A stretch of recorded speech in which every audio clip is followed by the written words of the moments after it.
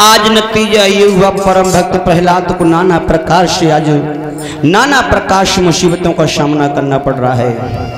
अंत में अपनी बहन सिंहका को बुलाया है और कहा है कि बहन सिंहका, तुम्हारे पास शीतला चीर को ओढ़ के बैठ जाओ, हमारे बेटे प्रहलाद को जला दो। सिंहका प्रहलाद को लेकर के जब चिता में बैठी है, प्रभु की माया भाई चलती थी, पुरवाई लौट गो पछियाओ। चीर उड़ा, परम भक्त प्रहलाद के जाकर के लिपट गया। आज होलिका सिंहका होली की तरह धू के जलने लगी। पापनी का नाश हुआ है तो देवताओं ने मंडल से गुलाब पुष्प रंग बरसाया, और जब दैत्यों ने देखा है कि मेरी बहन मेरी बुआ खत्म हुई है तो आज कीचड़ बरसा। परीक्षित जी, उसी दिन से हमारे भारत के लोग एक त्योहार मनाते हैं जिसे कहते हैं होली। होली का त्योहार चला। श्री सुखदेव जी कहते हैं, राजना परीक्षित, कथा बड़ी मार्मिक आई है, मुझे ये बताओ सिंहका के पास शीतला चीर कहां से आया? ये चीर की क्या तासीर थी? अरे अग्नि में आज तक कोई वस्तु बची नहीं है जो जाके भस्म ना हुई हो, ये क्या कारण है? तो बताया है कि हिरण्यकश्यप की बहन थी सिंहका, बड़ी सुंदर थी। एक समय का जिक्र, सखियों के साथ खेलने गई तो वहां पर विप्रचित नाम के दैत्य शिष्य का भेंट हुई। जब परिचय हुआ तो उसने पूछा, तुम कौन हो, बड़ी सुंदर हो, क्या शादी नहीं हुई है? सिंहका ने अपनी शर्त लगाई है कि मैं एरच की रहने वाली हूं।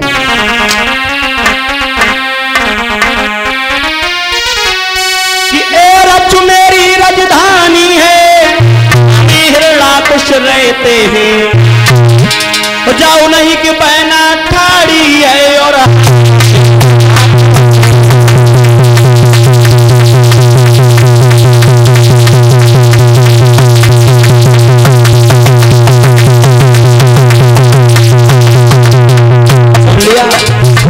पहले तो एक बात यह है, जहां जान परिचय ना हो, लड़कियों के बीच में लड़कों को नहीं आना चाहिए। तुम्हारी हिम्मत कैसे पड़ी हमसे बात करने की? कौन हो तुम? और तुमने ये पूछा तुम किसकी बहन हो? मैं हिरण्यकश्यप की बहन हूँ। और सुनो, तुमने ये पूछा तुम कुंवारी में ब्याही हो, तो मेरी एक शर्त है,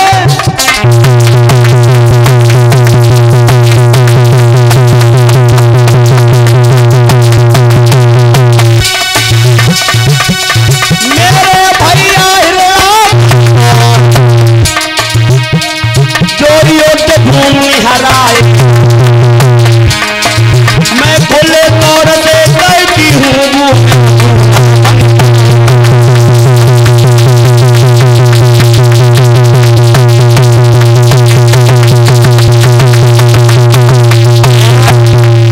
परीक्षित जी महाराज, सिंहका ने कहा है कि जो हमारे भैया हिरण्यकश्यप को हरा देगा, हम उसके साथ अपनी शादी। विप्रचित बोलो, वो कैसे कमरा है? 60,000 हाथियों को बल था। बोला चलो तुम्हें दिखे बाद में, पहले तेरे भैया को देखें। आज हिरण्यकश्यप के पास जब पहुंचा है, शर्तें बताई गई तो मल्ल युद्ध होने लगा। 27 दिन तक युद्ध चला।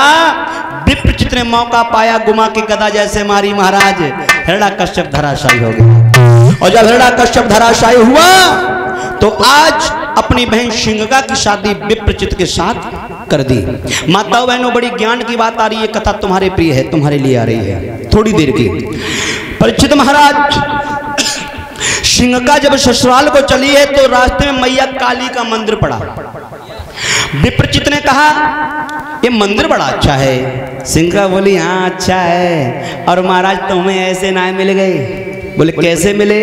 हमने जाई मंदिर में और जाई मैया काली की 12 वर्ष तक तपस्या की है, 9 दिन मैया के व्रत रही, तब तुम मुझे मुझे दूल्हा मिलो हैं। चलो अब हम तुम चल रहे हैं ससुराल, ना जाने वापस लौटे कब आए या ना आए कोई पता नहीं है, अंतिम समय मैया के दर्शन करती चले। तो आज सिंहका और विप्रचित जैसे मंदिर में गए हैं, काली के मंदिर में, तो काली मैया की मूर्ति सिंहका को देख करके हंसने लगी।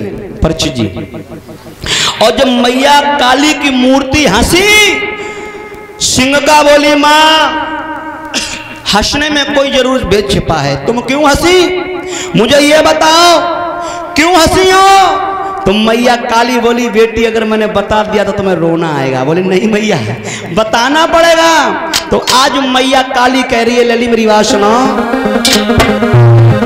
कि तो मन को तू ला मिल गो है और तेरी खुशी रही नहीं आपे में।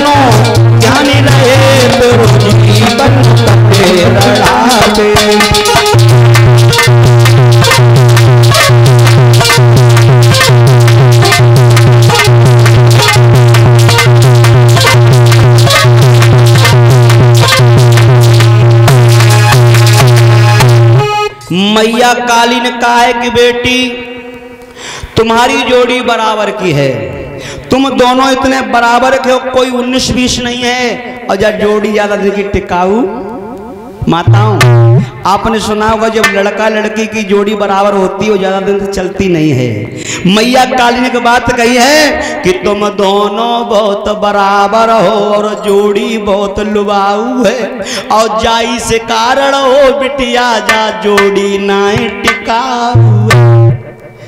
मैया काली की बात सुनकर के सिंह का पछाड़ खा के गिर गई। बोली मां नहीं नहीं, हमने तुम्हारी 12 वर्ष तपस्या की है, इसके लिए नहीं कि मुझे रड़ापा भोगना पड़े। हे मां इससे बढ़िया हम ससुराल ही नहीं जाऊंगी। आज वहीं पे कटार उठाई और जब सिंगना ने पेट में मारना चाहा तो सिंह का हाथ मैया काली ने पकड़ लिया। अरे मत जाओ, मरे मत जाओ बेटी, हम तुम्हारी तपस्या से बड़े खुश हैं। हे बेटी हम तुम्हें एक चीर दे रहे हैं, चीर, और ये चीर जब तुम अपने सिर पे डाल लोगी तो अपने पति से सुंदर हो जाओगी।